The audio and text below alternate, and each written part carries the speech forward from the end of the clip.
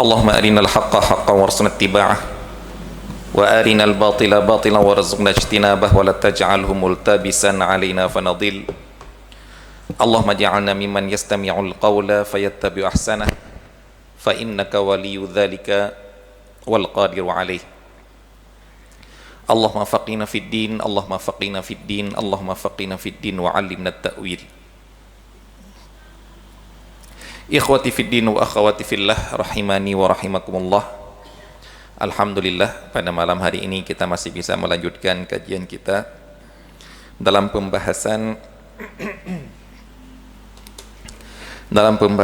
fikih muamalah yang kita ambil dari kitab Al-Fiqhul Muyassar, yang mana pembahasan kita alhamdulillah sudah sampai ke dalam pembahasan asy-syarikah.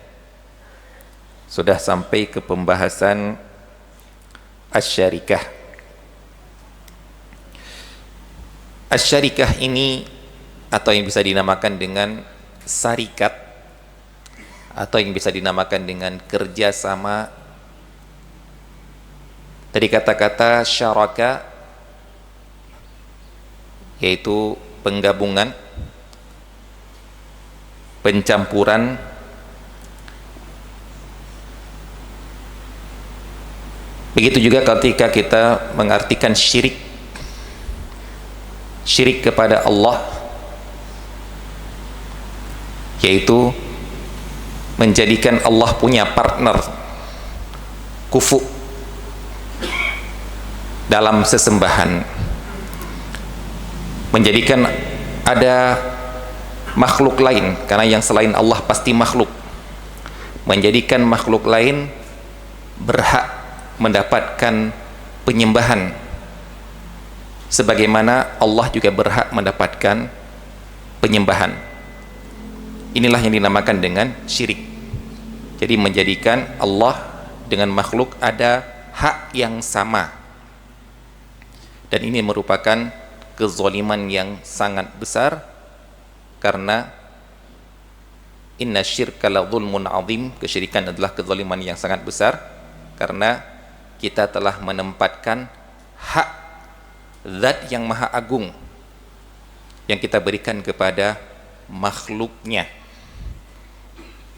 Karena walam yakun lahu kufuwan ahad, tidak ada satupun di antara makhluk yang setara dengan Allah Subhanahu wa ta'ala dalam hak peribadatan.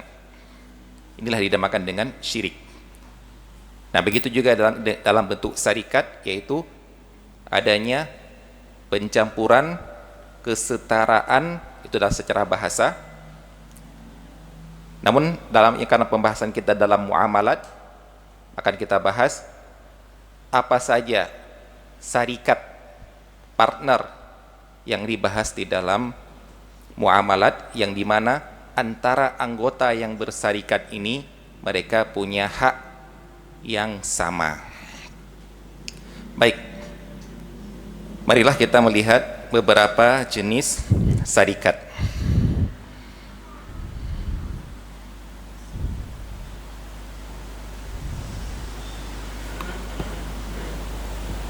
Putus lagi. Oh, saya.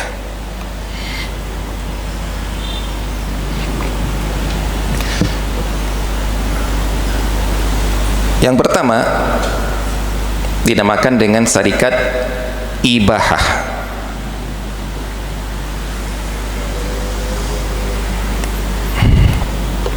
Syarikat ibahah. Masya Allah. Ibahah ini dari kata-kata mubah. Berarti apa maksudnya mubah? Boleh. Yaitu persekutuan, penyamarataan antara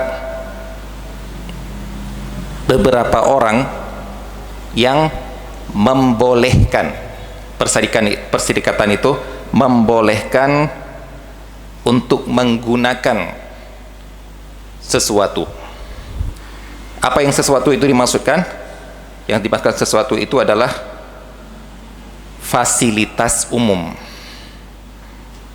dalam penggunaan fasilitas umum.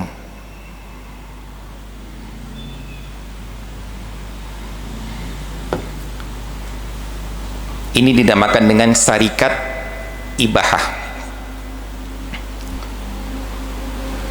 Bahwasanya saya dengan Anda punya hak yang sama untuk menggunakan fasilitas umum. Saya dengan mereka, kita dan mereka punya hak yang sama untuk menggunakan fasilitas umum.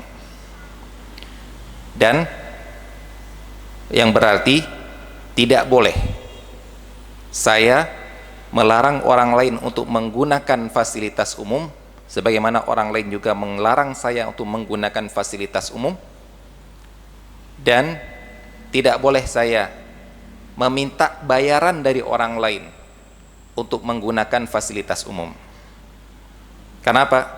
Karena bukan punya saya, maka saya tidak boleh untuk meminta bayaran dari orang yang mau menggunakan fasilitas umum.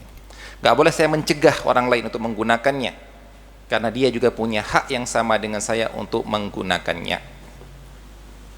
Namun kalau memang kebetulan saya duluan yang menggunakannya, saya yang duluan yang duduk di kursi taman, saya duluan yang bermain bulu tangkis di lapangan yang ada di taman, maka kamu tidak boleh melarang saya karena saya menggunakan duluan, dan juga saya tidak boleh untuk menarik sewa dari orang yang mau menggunakannya setelah saya, karena ini bukan punya saya cuma punya hak pakai pada fasilitas umum ini. Nah, fasilitas umum ya silahkan dicontohkan apa-apa saja, jalan, sungai,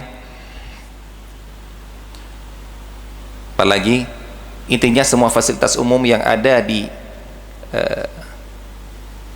dunia ini itu adalah kita punya hak yang sama dengan orang lain dalam menggunakannya. Jalan, dari sini dapat kita ketahui apa hukumnya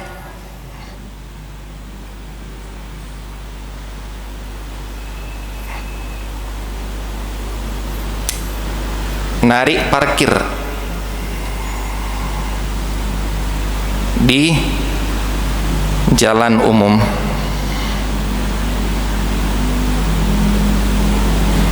Silakan dibayangkan sendiri, ini ruas jalan ini punya umum. Saya parkir di sini boleh, orang lain parkir di sini boleh, lain parkir di sini boleh.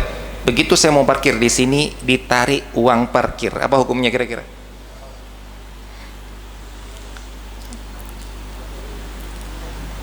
Maka kita tanyakan, parkir ini, kamu tarik uang parkir ini untuk tempat atau untuk jaga? Silakan tanya. Kalau untuk jaga, silahkan, saya mengupah kamu 2.000 gara-gara kamu telah menjaga motor saya. Ini saya makan soto, motor saya di depan mata saya, kamu malah menarik 2.000, berarti gara-gara apa? Gara-gara tempat. Pertanyaannya, tempat itu punya dia atau bukan? Tempat itu saya berhak di situ atau tidak? Ya sudah, silahkan nilai sendiri apa hukumnya. Beda kalau tempat parkir memang di tempat lahan dia, masuk ada palangnya misalnya, itu sudah lahan dia, maka itu tidak mengapa. Masuk melewati jalan umum tapi ada palang, yang lewat palang ini harus bayar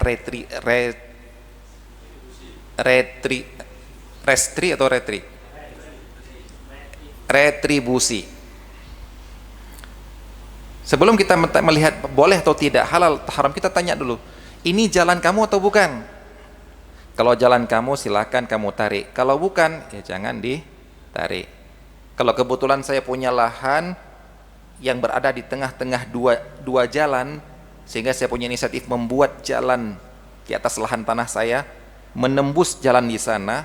Setiap motor yang mau lewat saya tarik 2.000, tidak mengapa, karena ini kalau saya tutup pun boleh, karena ini punya saya. Kebetulan saya punya lahan di sini, kalau mau saya lewat pun silahkan minta bayar, nggak apa-apa. Pernah ada kan di media sosial, akhirnya karena dihujat netizen ditutup, tapi malah pengendara motor yang sudah sering menggunakan melewati tanah dia malah menyesali kenapa ditutup. Tuh bayangkan, biasanya orang itu butuh rela bayar, yang netizen enggak, netizen yang di ujung dunia sana yang nggak tahu menahu, cuma taunya cuma nyinyir, bully, padahal yang dia sedang tarik adalah benar-benar di tanahnya dia.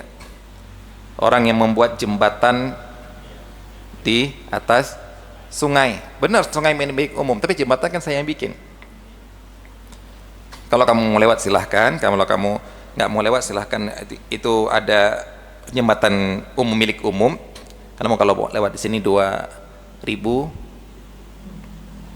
Nah ini yang kita tanyakan dahulu ya. Masuk ke tempat, masuk ke pantai, tanya dulu milik siapa pantai itu. Milik Anda, silakan tarik. Milik umum, pertanyaan dulu, kenapa Anda menariknya? Dan kita tanya sama orang yang ngasih, kenapa kamu ngasih? Pasti jawabannya banyak adalah daripada motor saya dibocorin, daripada mobil saya dibaretin, daripada berarti dia memberi uang bukan gara-gara dia berhak mendapatkan uang, tapi gara-gara menghindari kezoliman orang lain. Masya Allah Pak. Jadi perkataan mereka misalnya, daripada mencuri kan kami yang penting mencari rezeki secara halal. Baik, halal tidaknya tolong diperhatikan lagi. Baik, Anda tidak mengatakan dari awal, tidak mengatakan haram ya, antum sendiri yang menilai ya. Jangan bilang nanti saya sih mengharamkan tarik parkir. Enggak, saya enggak mengatakan. Antum sendiri menilainya lah, antum tahu sendiri.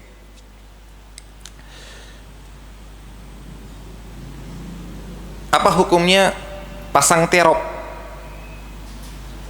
Pasang terop di jalan umum. Kita mengatakan jalan umum ya,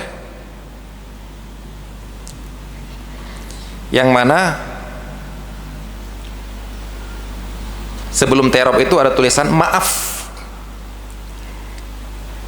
jalan dialihkan, ada acara. Pertanyaannya, ini wallahu ta'ala alam, terus mengatakan kalau ada kesempatan di kajian manapun, anak khawatirnya ajaran sesat ini, ajaran sesat waktu anak dari kecil dulu sampai sekarang masih ada, ajaran sesat tentang permintaan maaf. Mungkin antum termasuk orang yang mendapatkan ajaran sesat ini dan meyakini ajaran sesat ini. Apa itu? Anda bahkan teman-teman yang di Facebook, Anda tahu dia teman-teman ngaji juga, kok terpengaruh ya dengan ajaran sesat ini? Anda juga heran. Apa itu? Ajaran sesat yang mengatakan yang penting saya sudah minta maaf, urusan kamu tidak mau memaafkan, itu urusan kamu dengan Allah. Masya Allah Pak, sekarang orang yang terzolimi menjadi orang zolim sekarang. Itu dari dulu saya waktu kecil saya dengar dari guru TPQ saya, Ustazah, kalau kita pernah mukul dia, pernah ngejek dia, terus kita minta maaf dia nggak memaafkan, gimana Pak Ustaz? Itu urusan dia dengan Allah, salah dia sudah. Yang penting kamu sudah selesai urusan kamu, sudah minta maaf. Itu emang diajarin saya waktu kecil itu. Waktu sudah besar seperti ini baru saya pikirkan, kayaknya ajaran ini diajarkan oleh koruptor kayaknya ini. Kenapa koruptor? Koruptor itu kan setelah mereka korupsi ditangkap, kemudian mau dipecat, minta maaf, saya mohon maaf kepada seluruh penduduk Indonesia. Dikiranya dengan dia minta maaf selesai.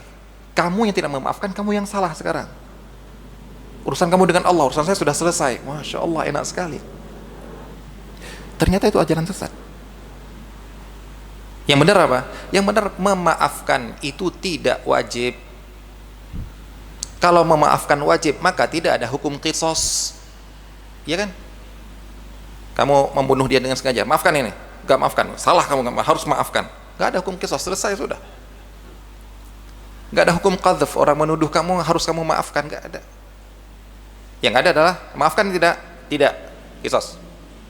Sampai kemudian terangkat pedang, pernah kejadian di Saudi katanya, terangkat pedang, baru dia mengatakan, saya maafkan. Karena dia mengatakan, saya ingin melihat keseriusan negara ini menegakkan hukum Allah, karena yang orang yang mau dieksekusi ini adalah kerabat raja. Saya maafkan. Dengan syarat dihafal Quran. Langsung kemudian dia berpelukan, berterima kasih, dia disuruh hafal Quran. Nah, sebagian orang, saya sudah mengejek, memfitnah, kemudian minta maaf, dia bilang, enggak, saya enggak maafkan. Ya sudah, urusan maafkan, itu urusan kamu dengan Allah, saya sudah, yang penting saya sudah maaf. Tidak seperti itu, Ferguson. Yang benar itu kalau dia tidak memaafkan, caranya gimana? Anda perbanyak amalan ibadah. Kalau Anda ditanya seperti itu, gimana? Saya sudah minta maaf tapi tidak dimaafkan. Perbanyak tahajud, perbanyak baca Quran, perbanyak salat sunat, perbanyak puasa sunat, perbanyak. Kenapa Ustaz? Karena kamu akan menghadiahkan itu semua nanti ke dia. Kita nggak tahu berapa yang diambil. Kita tidak tahu berapa yang akan diambil. Maka persiapkan sebanyak-banyaknya agar kamu masih tersisa kalaupun diambil sama dia. Selesai. Itu baru benar. Ini merasa sudah, wah dia yang salah, saya sudah benar. Belum. Nah, akhirnya orang ajaran seperti ini dengan gampangnya menulis maaf jalan ditutup, maaf ada kegiatan. Pertanyaannya, kapan Anda memberikan maaf? Beda kalau Anda memaafkan, ya saya maafkan, ya nggak apa-apa kan? Pak, saya permisi Pak, cuma kan? Ya nggak apa-apa. Maaf jika konvoi kami mengganggu perjalanan Anda. Kapan kita memberikan maaf? Tapi dia dengan gampangnya, yang penting saya akan sudah minta maaf. Nah, para ulama dalam masalah menutup jalan umum di sini, mereka membagi jalan itu ada dua. Jalan tembus sama jalan buntu.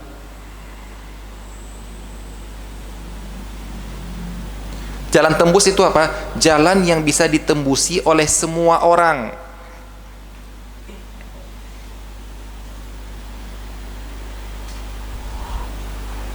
Ditembusi oleh semua orang. Berarti kalau kamu menutup jalan ini, jangan pernah beralasan ketua RT-nya membolehkan kok, Pak Lurahnya membolehkan kok, Pak Bupatinya membolehkan kok. Tidak berhak.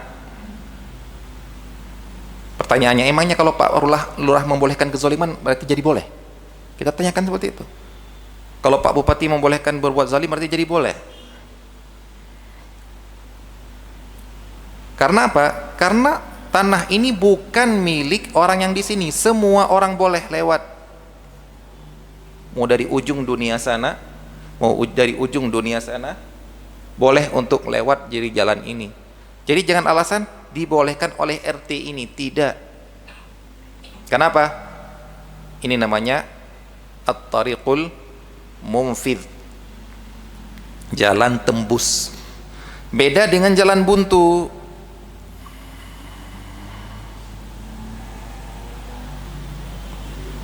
Di sini ada 5 rumah misalnya. Maka untuk jalan ini, kamu mau nutup jalan ini, tinggal minta izin 5 rumah ini. Karena apa? Karena yang berhak menggunakan jalan itu cuma 5 rumah ini. Kamu mau menutup komplek yang benar-benar jalan komplek buntu seperti itu, mau menutup komplek, silakan minta izin seluruh orang komplek. Namun menutup jalan tembus, pertanyaannya, mau minta izin sama siapa? Ya. Saya terkadang kalau ditutup jalan, ada acara-acara seperti itu, memang ada diberikan jalan tembus ke sini, tapi jalannya sempit. Saya ngambil jalan panjang yang jauh. Ditanya sama teman, kok pinggir jalan jauh? biar makin banyak yang saya minta di hari kiamat nanti. Makin banyak bensin saya habis, makin ini kan, biarlah masih makin banyak, alhamdulillah piutang di hari kiamat nanti, simpanan lah, alhamdulillah gitu. Ini semua sebenarnya dibahas di dalam fikih, ikhwah. Namun ya mungkin masyarakat kita belum pernah sampai ke sini membahas fikih. Padahal di sini di fikih Syafi'iyah pun dibahas ini di Kitabus Sulh. Baik. Ini semua tentang syarikatul ibahah. Syarikat yang dalam fasilitas umum. Baik. Yang berikutnya, syarikat yang berikutnya nomor 2,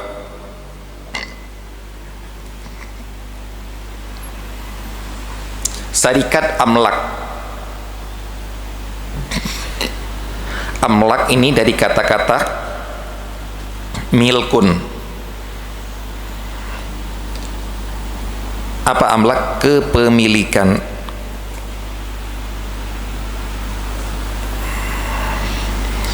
Syarikat dalam kepemilikan, benar-benar jadi milik saya dan dia, milik bertiga, milik berlima, ini namanya syarikat amlak. Kalau tadi bukan milik, hak pakai. Yang ibahah tadi hak pakai, saya tidak bisa memilikinya, berarti saya nggak boleh jual. Yang ini saya boleh jual, hak kepemilikan saya boleh jual. Bukan hanya, nah kalau hak pakai kepemilikan kan lebih luas. Kalau hak pakai sempit, hanya sekedar untuk memakai saja. Syarikatul amlak ini bisa terjadi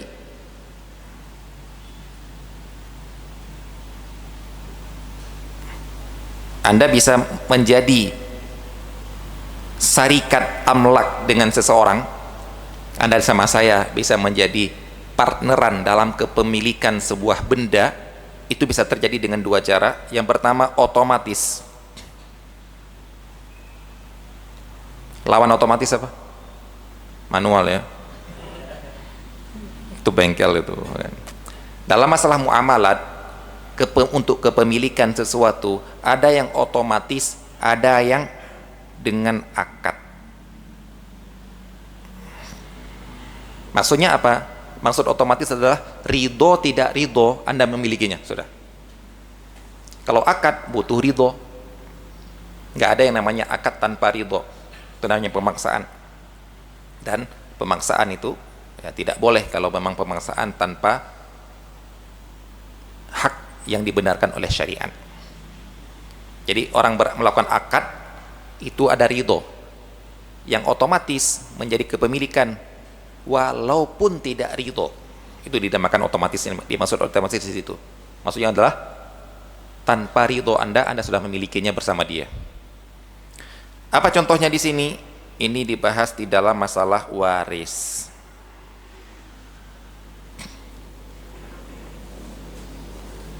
Tanah ini pertama milik satu orang. Begitu orang itu meninggal, otomatis menjadi milik ahli warisnya. Ahli warisnya ada berapa? 5 orang. Itu menjadi milik berlima.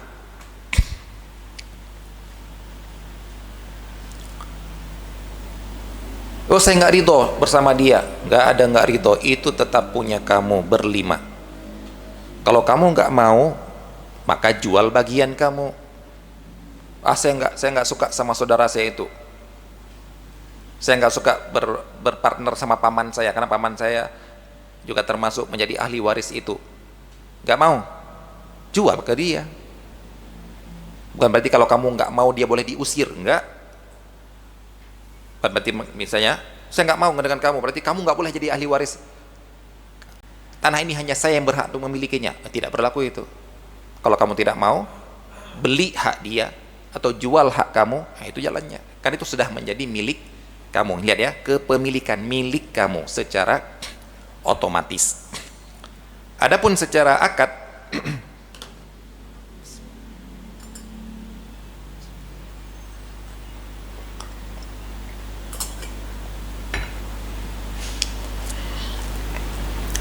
Adapun yang dengan akad, ini adalah kesepakatan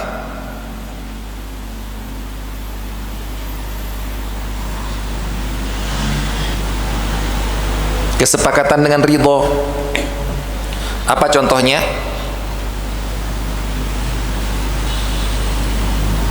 Tanah itu harganya 500 juta, saya sendiri nggak sanggup, ayo kita berlima beli yuk.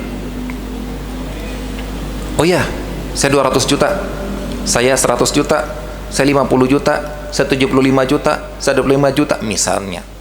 Akhirnya jadilah tanah itu kita beli berlima, gara-gara kesepakatan beli tanah, beli properti, beli ini, beli itu. Ingat ya, ini masih kepemilikannya, bukan tuh bisnis. Yang bisnis itu nanti akad yang berikutnya, syarikat yang berikutnya. Beli saham, itu nanti lain lagi, bisnis.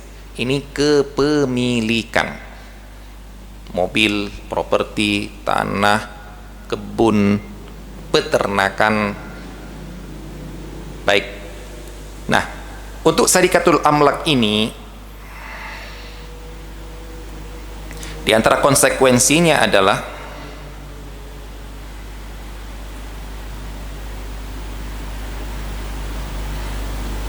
konsekuensi dari syarikatul amlak ini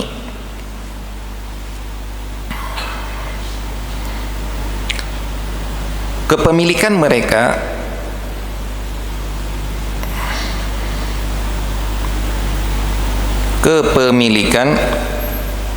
enggak usah saya tulis ini biar kepemilikan masing-masing adalah secara prosentase.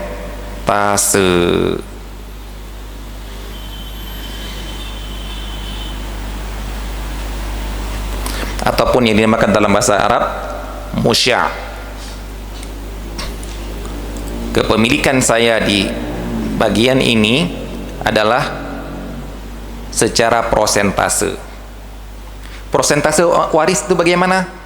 Sesuaikan dengan pembagian waris. Saya dapat 1/6, dia dapat 1/2, dia dapat 1/3. Maka jelas sudah prosentase saya. Gitu juga beli tanah tadi, saya 100 juta, dia 300 juta. Jangan dilihat, oh saya di 100 juta, begitu selesai beli tanahnya, kemudian bilang, pokoknya saya 300 juta ya. Tidak seperti itu. Tapi kamu 300 juta dari 500 juta. Segitulah prosentase kepemilikan kamu dari tanah ini. Insyaallah kita pahami semua ini ya, hitungan matematikanya ya. Hitungan perkalian parsial ya. Itu. Jadi tolong kata-kata kamu, pokoknya saya punya di sini saham 300 juta, bukan itu yang kita lihat. Prosentasenya. Kenapa? Nanti akan kita lihat dari keuntungan dan kerugian yang harus ditanggung, bukan lagi pakai uang yang kamu keluarkan, namun berapa prosentase kepemilikan kamu dari tanah ini. Nah, misalnya, misalkan tanah ini dibeli oleh A dan B.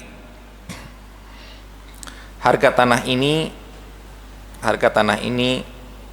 300 juta, A 200 juta, B 100 juta.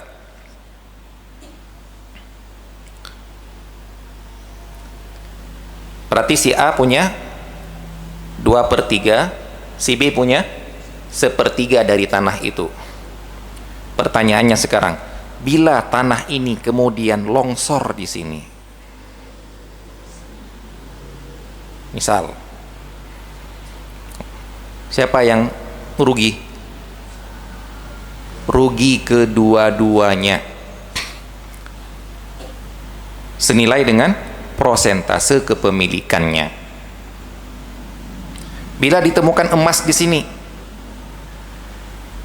Masya Allah, kita laporkan ke dilaporkan ke bea cukai enggak? nggak usah ngasih tahu saya paham apa niat Anda, paham. Ditemukan emas di sini, siapa yang diuntungkan? Kedua-duanya. Karena apa? Karena kepemilikan tanah ini masih milik bersama. Baik, nah contohkan lagi, dua orang A dan B mewarisi, dapat warisan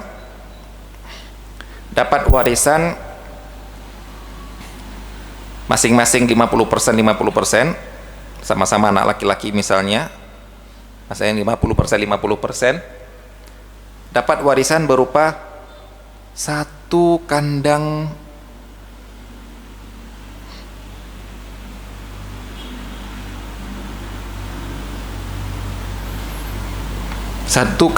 kambing. Masya Allah, ada memiliki jumlah kambing 50 ekor kambing. Ya, silakan dibikin kambing sendiri. Ya, contohkan saja ini.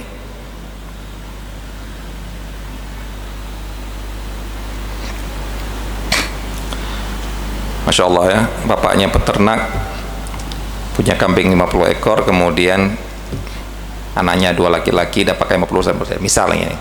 Pertanyaannya, berapa ekorkah kambing milik si A?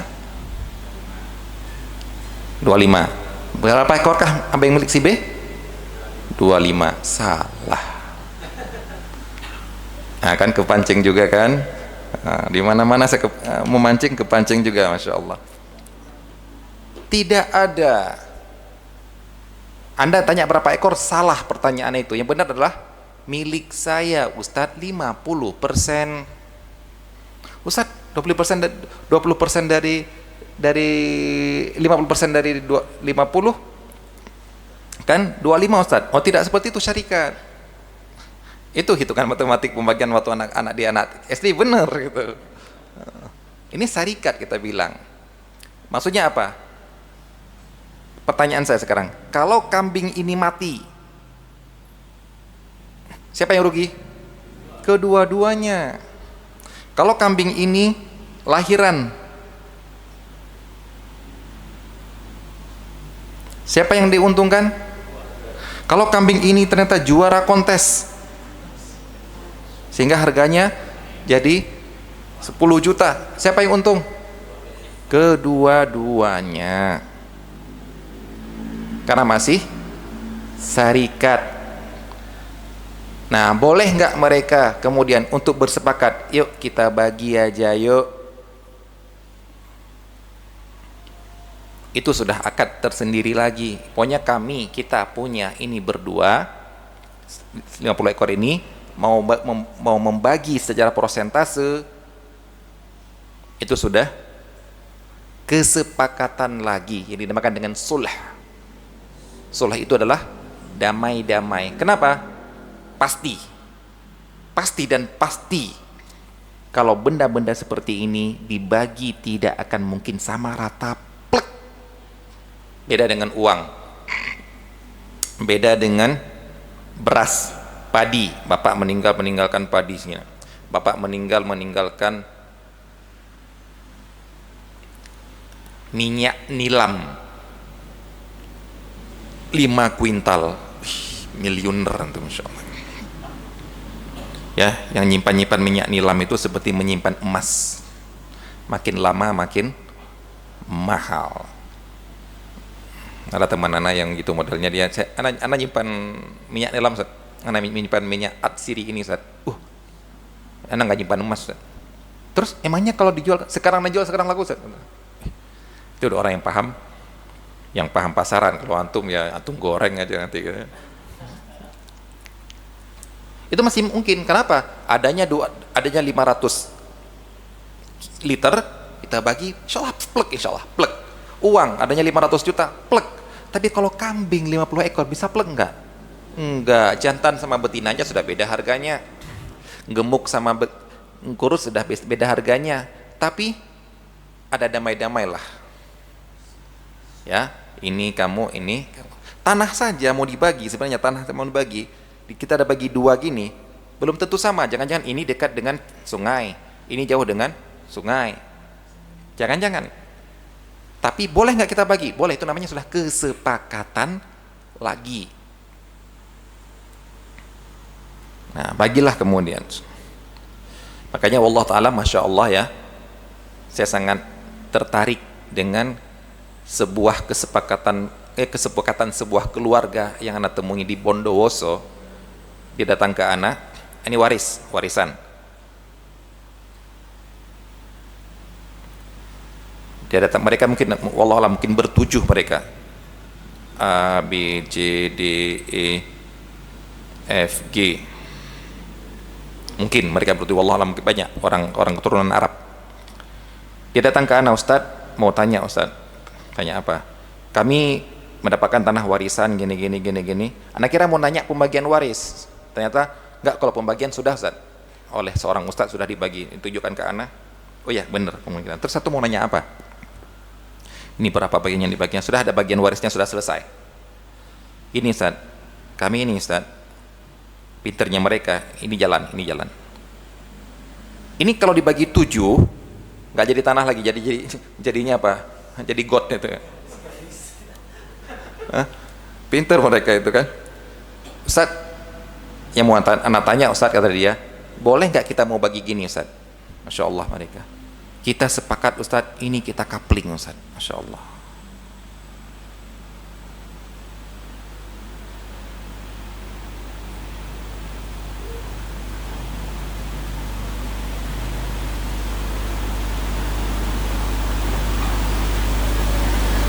Mau kita coupling Ustaz, disuruh setting sama orang developer, temannya seperti ini setting, oh ini berarti di sini bisa tanah, ada di sini tanah, Masya Allah. Kaplingan ini kan. Ini jalannya, jalan umum. Insya Allah. Kemudian apa? Barulah mereka bagi. Kamu berapa warisan kamu? Warisan kamu 1/4 kan, 25% kan? Baik. Coba cari di antara seluruh tanah ini, kaplingan ini, mana yang kira-kira tepat 25%. Ingat ya, belum tentu pas ya. Karena ini model kaplingan tanah. Setujulah, karena mereka setuju. Si A mungkin dapatnya A di sini, B di sini. Dalam arti ya, cerdas antum itu. Anak baru tahu ada orang seperti ini. Boleh Ustaz? Sangat-sangat boleh. Kenapa? Tanah dapat, uang dapat. Mereka, saya bikin rumah di sini, ini saya jual. Si B bikin rumah di sini, ini dijual. Ataupun kalau mau dibikin rumah-rumah di sini, nanti dikontrakkan ataupun dibikin kos-kosan. Masya Allah, antum uang dapat dari menjual satu kaplingan, tanah untuk rumah dapat. Ada orang terkadang kan cuma dapat tanah toh ya, untuk apa, kaya sebentar. Terus begitu dapat tanah, dapat uang dari penjualan tanah, langsung datang keluar bank, langsung ada dealer mobil. Seperti di mana itu? Yang di Tuban itu. Nah, dibeli oleh Pertamina, kaya. Setelah itu apa? Setelah berapa tahun? Menyesal, yang disalahkan Pertamina. Nah, mantap orang Indonesia gitu ya.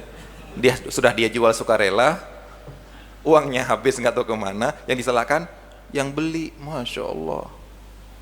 Gora-gora kami tidak dipekerjakan. Lo uang kemarin itu kemana? Kamu ini cuma bisa bertani, bayangkan ya, bisa bertani, dapat uang banyak, langsung beli mobil, tabrakan lagi. Kenapa nggak kamu punya inisiatif untuk beli tanah yang lain? Karena memang profesi kamu tani, nggak bisa kita suruh jadi pegawai, nggak bisa. Jadi karyawan nggak bisa, nggak becus. Makanya nggak direkrut. Insya Allah ada antum seperti ini. Coba. Yang jelas sudah tahu bagian masing-masing prosentase, bagilah seperti ini. Pasti anaknya pasti. Wah kalau lebih sedikit lah, nggak apa-apa, suluh sajalah daripada ribet-ribet. Baik, inilah yang dinamakan dengan kepemilikan dengan prosentase awalnya. Begitu dibagi ini sudah jadi hak milik. Baik. Nah, perhatikan ya, ini yang diantara konsekuensinya, masing-masing dapatkan secara prosentase. Kemudian yang kedua berarti kerugian ditanggung tanggung sesuai prosentase. Maksudnya apa? Rumah ini milik kita bertiga, kita beli bertiga, ruko ini kita beli bertiga. Ternyata plafonnya roboh, harus diganti. Siapa yang ganti? Bertiga sesuai dengan prosentasenya. Kalau ada di antara mereka, oh masa urusan ganti urusan kamu, berarti yang tanggung jawab kerusakan kamu, saya nggak tanggung jawab, maka syarikat tersebut batal, bukan batal rusak, fasid. Karena apa? Ada kezoliman terjadi di dalamnya, yang seharusnya hak mereka, hak dan kewajiban mereka setara dengan kepemilikan, kok giliran hak kamu minta, kalau ada keuntungan minta saya, kalau lagi, tapi begitu ada kerugian kamu yang nanggung ya. Ini adalah bentuk kezoliman. Baik, ini yang mungkin pembahasannya lebih jauh lagi ya, tentang kezoliman yang dilakukan oleh lembaga keuangan. Kalau kepemilikan ini milik kita bersama, tapi kalau ada yang rusak kamu tanggung sendiri, karena kamu yang tinggal di situ. Ini ada antara bentuk kezoliman. Baik, yang ketiga berarti keuntungan.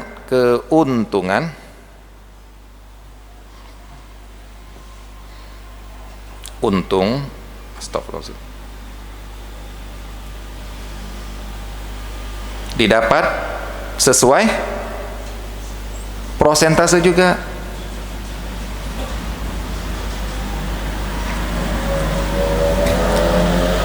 Gimana maksudnya prosentase? Contohnya seperti ini, rumah A dan B. A ngasih uang untuk rumah ini, dikasih uang dia 300 juta, si B 100 juta. Ketika harga rumahnya ini 400 juta, setelah berlalu waktu rumah ini menjadi harganya 1 miliar. Berapa bagian si A? 750 juta. Bagian si B? Kalau dijual, kalau kita jual rumahnya laku 1 M, bagian si B 250 juta. Kenapa? Karena si A 75%, si B 25%. Berapapun naik keuntungan dari tanah ini, maka itulah hak dia. Itu juga kambing tadi, tanah tadi, permata mungkin ya, bersarikat dalam permata gara-gara mendapatkan warisan dan lain sebagainya. Baik, yang mana di sini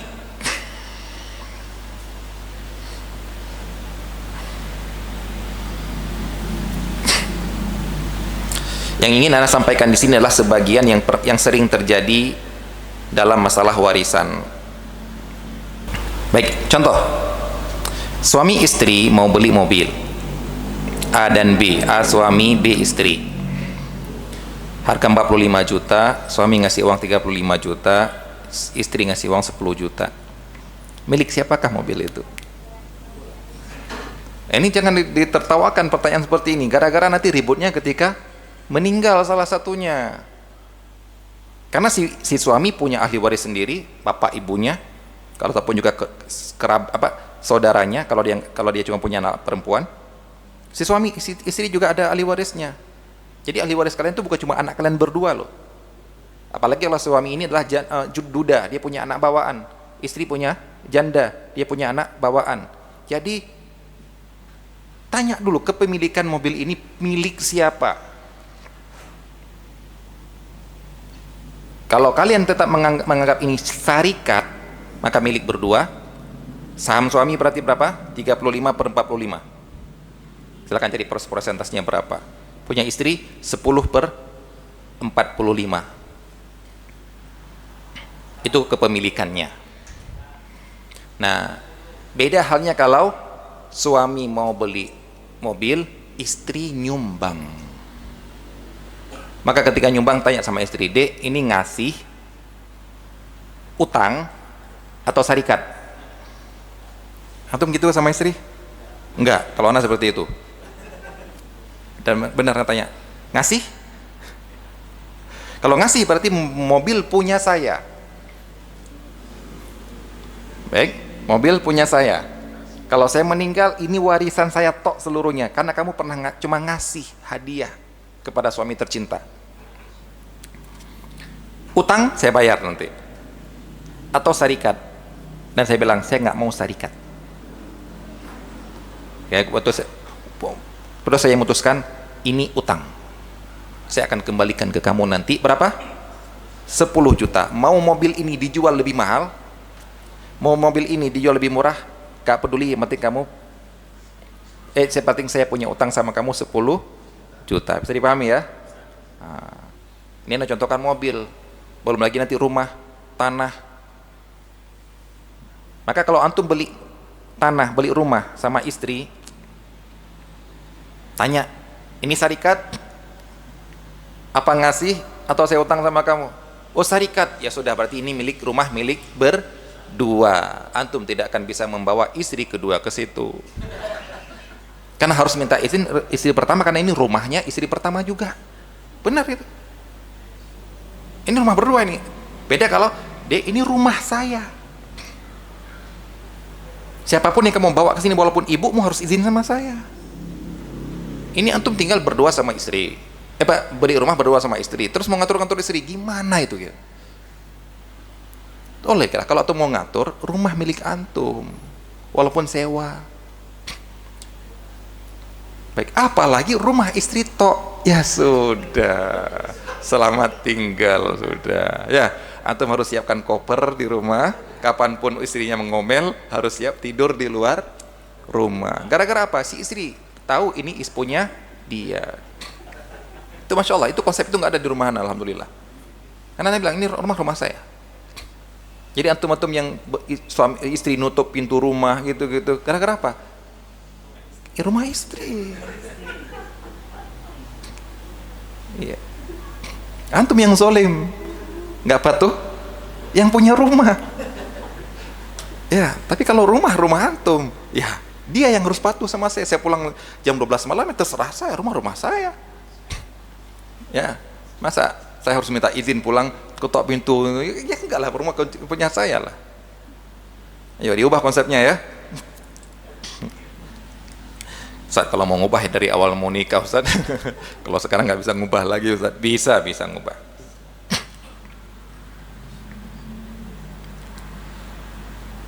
Maka ini harus, ya, ini kenapa Anda sampaikan seperti ini? Ada kasus ataupun banyak kasus rumah warisan,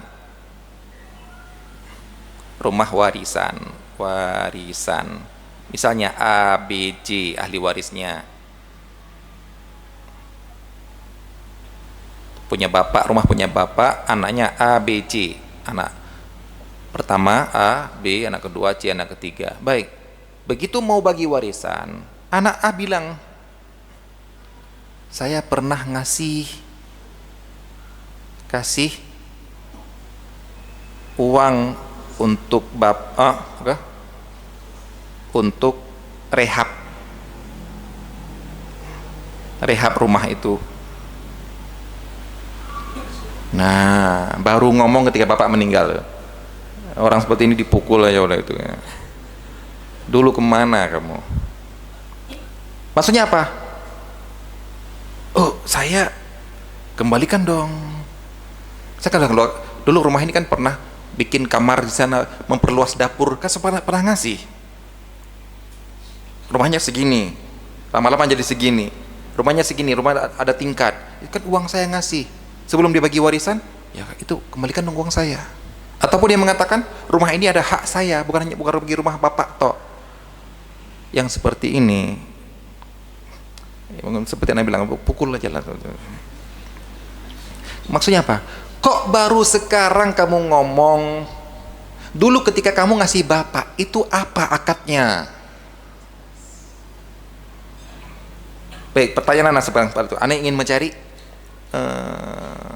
adat, mau mencari penilaian adat, penilaian adat ya, penilaian bersama masyarakat. Kenapa? Karena dia baru nuntut ketika bapak meninggal. Ketika itu dia diam. Berarti ketika bapak lagi rehab rumah dikasih, Pak, ini dari saya 10 juta Pak, dari saya 50 juta Pak, diam dia kan, nggak ngomong apa-apa kan. Menurut antum, nanti baru saya bilang menurut saya, menurut antum, kira-kira itu lebih cocok dinamakan apa pemberian itu? Hadiah. Selesai, sudah. Saya juga menilai seperti itu.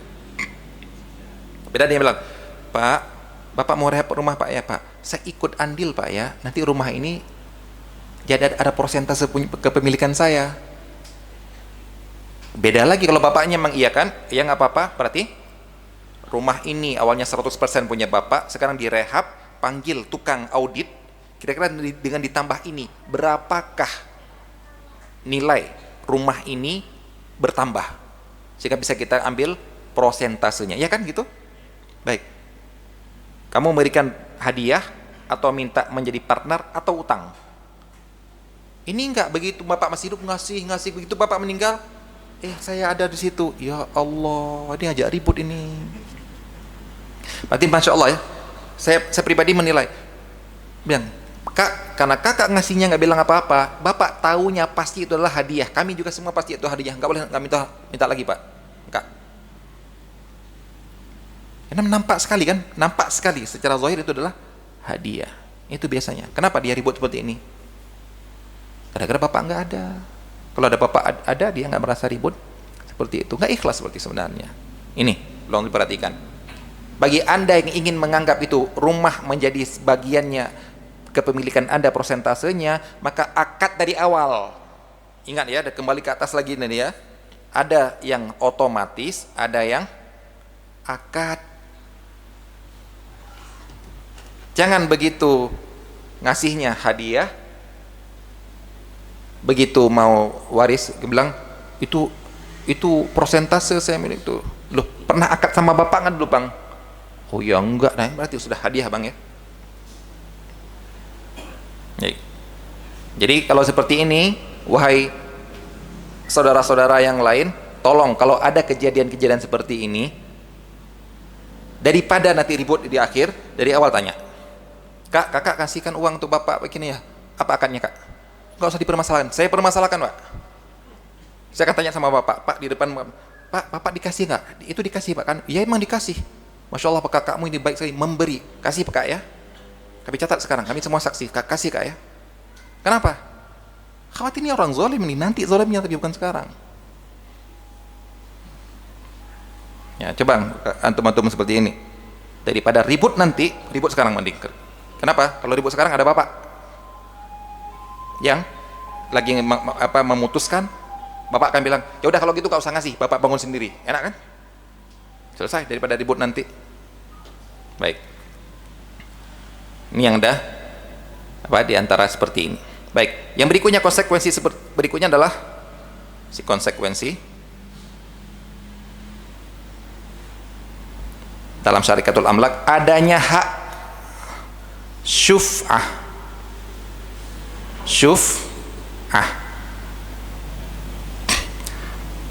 Dalam kepemilikan itu adanya hak syuf'ah. Apa itu hak syuf'ah? Nah, hak syuf'ah ini harus digambarkan ya, dikasih tahu ya, nggak bisa anak definisikan, nggak bisa. Kita contohkan A dan B. Kayak tadi, tanahnya 300 juta, B 100 juta, beli tanah.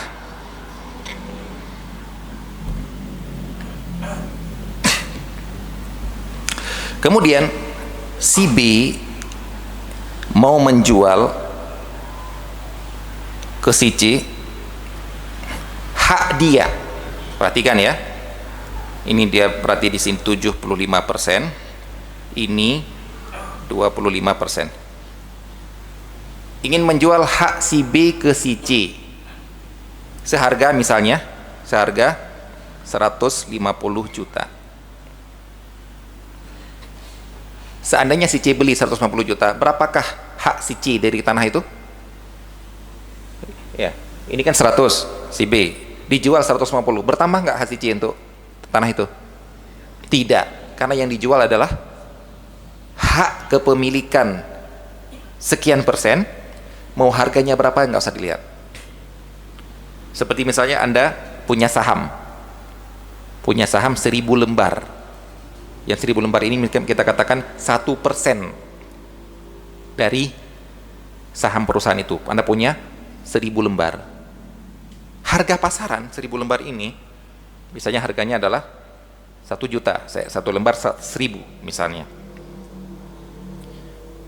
Anda mau jual 2 juta boleh nggak? Boleh, asal ada yang beli kan? Boleh.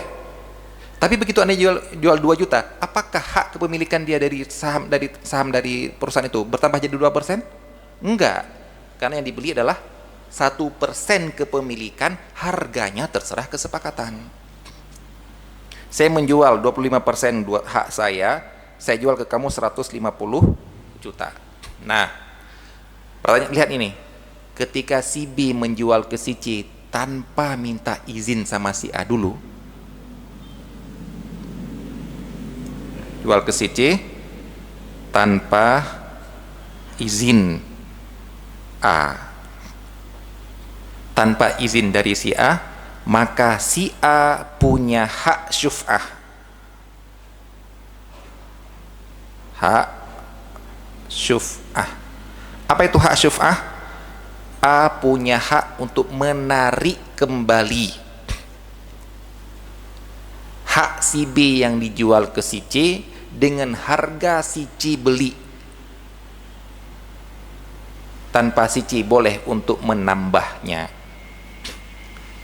Si C tiba-tiba datang ke tanah itu, masuk, si A tanya, C, kapan kamu ke sini? Ini jadi tanah saya. Loh, kapan jadi tanah kamu? Itu 2 hari yang lalu saya beli dari si B. Lah mati si A, si B kok nggak bilang-bilang. Berarti C, saya nggak mau berpartneran sama kamu di tanah ini. Duh, mau gimana lagi, saya sudah beli. Saya beli kembali yang kamu beli dari si B seharga 150 juta. Oh, nggak mau saya maunya jual 160. Nggak boleh. Saya tetap berhaknya membeli 150 juta. Kamu tidak rugi, dan saya juga tidak dirugikan untuk berpartneran sama kamu. Ini namanya hak syuf'ah. Dia seperti merebut, tapi alhamdulillah tidak ada yang dirugikan. Maksudnya apa? C, kamu jual ke saya 100 juta, harus? Enggak. Saya menjual seperti kamu minta kembali saja. Baik. Nah,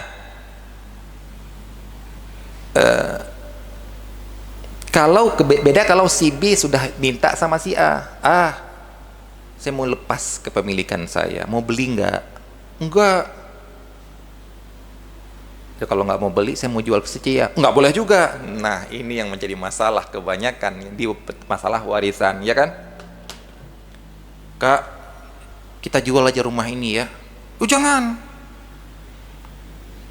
Kasihan, ini rumah bapak yang bapak pertama, tempat kita waktu masa kecil kita, rumah kenangan, macam-macam, rumah masa depan, rumah apa lagi gitu ya. Kayak rumah kultus sekali seperti itu. Jangan, kasihan dijual. Biar. Kalau memang begitu, kakak yang beli kak ya. Oh, enggak juga. Wah, ini macam-macam. Ini namanya kezaliman ini. Sudah ngelarang orang lain, dia juga nggak memberikan solusi. Kalau kamu bilang jangan dijual, kasihan ini rumah kenangan, terus gimana? Biar saya yang beli, kakak yang tertua misalnya, biar yang saya yang beli. Berapa? Coba takar semuanya, berapa bagian kalian, kamu warisan kamu kan 1/6, 1/8, udah saya kasih, selesai ya. Dia jadi rumah milik saya, rumah kenangan. Siapa yang mau mudik, kita mudik ke kumpul di sini, itu mantap. Ini sudah nggak boleh jual, saya juga nggak beli. Biasanya, perhatikan, biasanya yang seperti ini adalah orang yang sudah punya rumah. Yang minta beli, yang minta jual siapa? Adiknya yang belum punya rumah. Dia mau jual, dapat bagian, lumayan lah, nyicil rumah lah. Ini nggak boleh, itu nggak boleh. Beli A ya, bagian saya, nggak mau. Saya jual ke si C ya, oh nggak boleh. Gimana caranya seperti ini? Berarti Anda menzolimi saya ini. Ya, ini namanya kan dengan hak syuf'ah. Kapan masih berlaku hak syuf'ah? Kalau kepemilikannya masih prosentase. Tapi kalau mereka sudah habis beli tanah setelah sekian tahun, ayo kita bagi aja tanahnya. Yuk bagi yuk, biar saya nanti diwariskan sama anak saya, gampang kok tuh di coupling. Ayo kita bagi yuk, duduk datang bareng itu, kontrol tanah, struktur tanah dan lain sebagainya, posisi. Akhirnya disepakati, misalnya disepakati baginya seperti ini. Misalnya dengan cara apa? Bikin pematang, bikin kali di sini, atau kasih tembok di sini. Sudah dibagi. Berarti sini punya si A, ini punya si B. Nah, si B mau jual ke siapapun terserah. Kenapa? Karena kepemilikannya sekarang bukan lagi prosentase. Kenapa? Kalau kepemilikan prosentase kan bisa dia kemana-mana di tanah itu, bisa keliling-keliling, ya punya saya kok, ada hak saya di situ kok. Tapi kalau sudah seperti ini, dilarang memasuki pekarangan orang lain tanpa izin. Kalau sebelumnya sudah ada izinnya dari mana? Akad syarikah. Akad syarikah kita tuh berarti saya berhak menggunakan ini, sudah kamu izinkan, izin dari mana? Syarikah. Baik, inilah akad syarikah dalam kepemilikan. Yang ketiga nanti insya Allah baru kita bahas ke akad syarikat berupa bisnis, tujuannya untuk cari keuntungan. Ini untung atau tidak bukan masalah yang dicari, ini memang benar kepemilikan toh. Namun yang terakhir saya ingin bertanya kepada antum semua, apakah akad pernikahan itu akad syarikah? Ayo pertanyaannya, apakah akad pernikahan itu akad syarikah? Yang berarti harta Anda juga milik istri Anda, harta istri juga milik Anda? Bukan ya? Bukan, berarti harta gonogini tidak berlaku. Perhatikan, akad nikah itu harta suami tetap punya suami, harta istri tetap punya istri. Namun di harta suami itu ada hak istri berupa nafkah, bukan syarikat. Bukan suami istri berhak menggunakan harta suami sebebas-bebasnya karena akad pernikahan, tidak demikian ya. Berarti nanti kalau terjadi apa-apa, berikan 50% harta kamu, karena kita sudah bubar pernikahan kita. Loh, dari mana 50%? Dulu kita akad nikah itu kan akad syarikat dalam harta, saya memiliki 50% harta kamu. Oh gitu ternyata ya. Yang mana tujuannya untuk melindungi istri, agar istri ketika dicerai bisa mendapatkan 50% harta suami. Ternyata ujung-ujungnya ketika bercerai, si istri terkadang juga diperas oleh suami pengangguran. Tahu? Seorang komedian perempuan janda menikahi seorang lelaki yang masih bujang, berondong katanya, pengangguran. Ya ujung-ujungnya cerai, hilang satu mobil. Yang kerja perempuan. Bayangkan, yang kerja perempuan. Dan dia itu setiap dilawakannya itu dia kayak curhat toh gitu. Ngomong mobil ini. Sampai teman-temannya, kalau curhat jangan di sini katanya itu. Kenapa? Katanya harta gonogini itu untuk melindungi si istri kalau dicerai, biar bisa mendapatkan harta dari suaminya. Ternyata juga si istri juga terkuras hartanya karena di harta istri juga punya hak suami katanya. Ya, jadi anda yang ada di sini yang sudah mengaji seperti ini, ya tolong jangan mempraktekkan ini. Kalau antum tetap mempraktekkan, Allah ini bariun mimma fa'alahu ula. Ya Allah, aku berlepas diri dari perbuatan orang-orang zalim ini. Aku sudah mengajarkan ya Allah.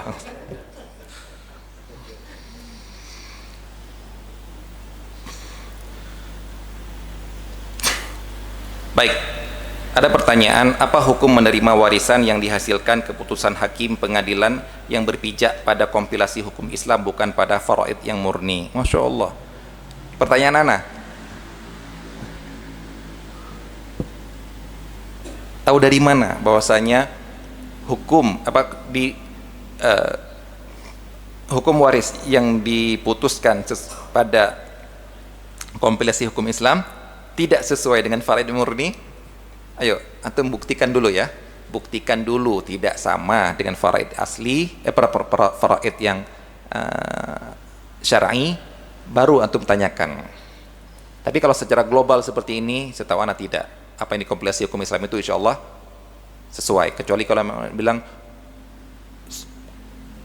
anak laki-laki perempuan sama, insya Allah nggak ada. Saya tahu anak nggak ada seperti itu. Ya, anak juga nggak membaca secara keseluruhan kompilasi hukum Islam. Tapi tolong, pertanyaan seperti ini itu global sekali. Siapa yang bilang itu tidak sesuai? Kalau memang Anda bilang, Ustadz, di keputusan pengadilan memutuskan anak angkat juga dapat warisan, itu baru kita bilang itu tidak sesuai. Tapi pertanyaan seperti ini tolong lebih diperinci lagi. Rumah atau plus tanah disewakan kepada penyewa, lalu penyewa izin menanam pohon. Jika sudah tidak sewa, pohon itu milik siapa? Dan apa seharusnya yang diberikan penyewa kepada pemilik rumah selama sewa? Apakah hasil buahnya? Insyaallah. Menyewa rumah, ada tanahnya, kemudian nanam pohon di tanah tersebut. Diizinkan nggak tanamnya? Diizinkan. Nggak apa-apa. Kalau nggak diizinkan nggak boleh, karena Anda cuma berhak untuk menempati di tanah itu, di rumah itu. Tapi kalau diizinkan, alhamdulillah. Berarti apa tadi Anda tanya? Jika sudah tidak sewa, pohon itu milik siapa? Milik yang punya pohon. Gimana caranya? Ya cabut. Nah, kalau Anda cabut, berarti tanah kan berkurang. Anda wajib untuk menutupinya. Ya, karena ingat ya, Anda cuma punya pohon, dia punya tanah. Baik. Dan apa seharusnya yang diberikan penyewa kepada pemilik? Ya, kok ditanya seperti itu lagi? Tadi Anda bilang sewa tanah. Ya sudah, yang diberikan kepada yang punya tanah ya uang sewa. Selesai sudah.